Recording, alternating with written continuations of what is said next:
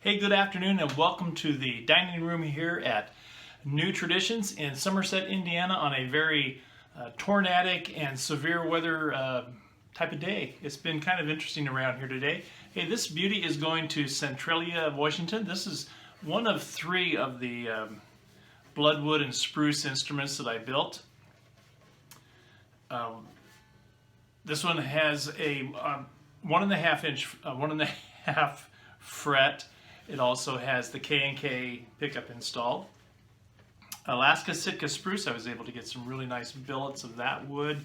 And this bloodwood, I've got maybe enough bloodwood to build one more. I was hoping to get 4 full instruments, but I did get 3. And this is the third one that we just finished, and it's going to Centralia, Washington to Tom.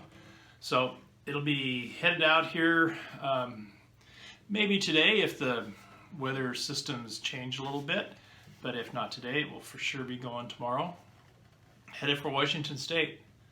Just, I wish I could get a better camera to show the beauty of this wood.